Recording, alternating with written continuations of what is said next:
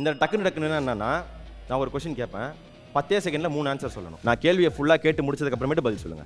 First question போலாமா? 3 பெண் நகைச்சுவை நடிகைகள். கோவை சரளா, மனோரமா. நீ கிடையாது, கொஞ்சம் இரு. பெல் அடிச்சவங்க அவங்க தான். பெல் அடிச்சது அவங்க தான். நீங்க ரீடேக் முன்னாடி நான் தான் ஃபர்ஸ்ட் வச்சேன்.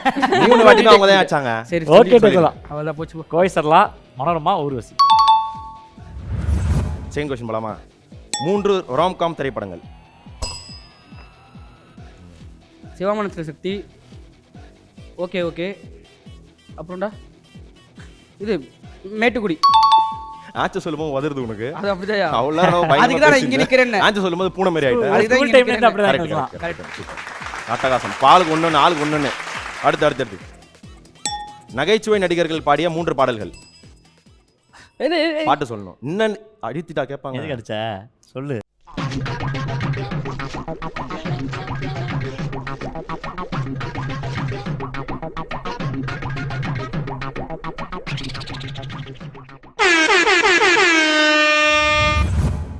ஹீரோவாக மாறிய 3 நகைச்சுவை நடிகர்கள். இப்படி இருங்க, ஒரு நிமிஷம் இருங்க. யார் அடிச்சா? நாங்க தான். Santhanam, Soori, Vadivel. Last question. Meme template வசனங்கள் 3 சொல்லுங்க. சொல்லு. சரிடா இப்போ என்ன அடுத்து இதுடா. யோ ஆன்சர் தெரியாமல எதுக்கு சும்மா இதுடா இது வடிவேல் சொல்லியா டக்குன்னு சாட்சி போட்டாடா.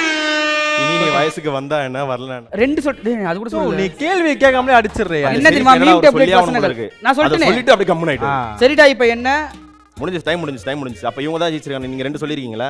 மொத்தம் 5 கேட்டிருந்தோம். பெல் அடிச்சு தண்டத்துக்கு பெல் அடிச்சு வேஸ்டா போச்சு. அதுதான் ஏன் சொல்றேன். இவங்க 2 பதில் சொல்லிட்டாங்க. யோ எனக்கு தெரிஞ்ச அப்ப ஃபர்ஸ்ட் ரவுண்டோட வின்னர்ஸ் வந்து ராமலிங்க டீம் தான்.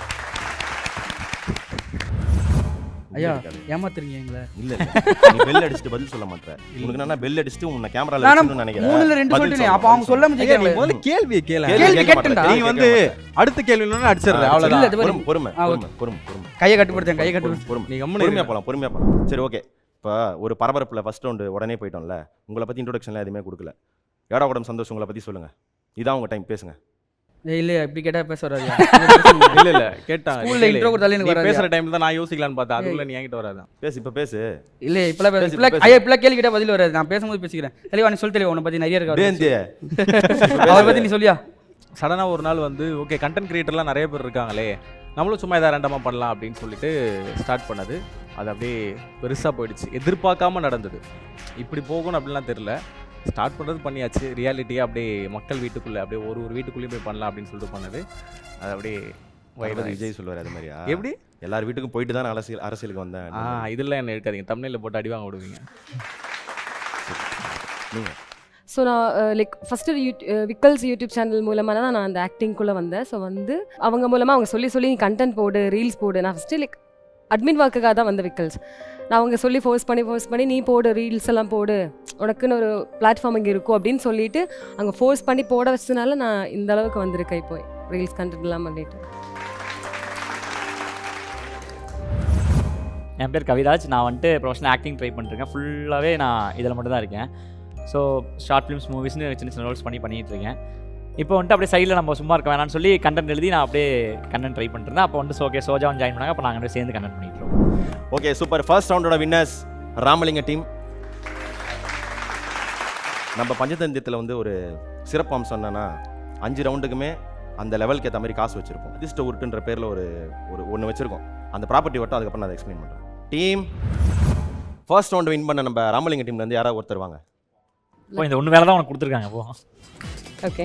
இப்போ வந்து அந்த லங்கா கட்டை விட்டுவாங்க தெரியும்ல, இதான் மகன் பார்த்துருக்கீங்க. பார்த்துருக்கேன். அது மாதிரி இந்த நம்பருக்கு ஏற்ற மாதிரி ஒரு கேஷ் ப்ரைஸ் நாங்கள் வச்சிருப்போம். ஓகே. அதை நீங்கள் ஃபஸ்ட்டு டிஸ்பிளேல வரும். அதை பார்த்துட்டு எந்த நம்பர் வேணுமோ நீங்கள் ஃபிக்ஸ் பண்ணி உருட்டி வச்சு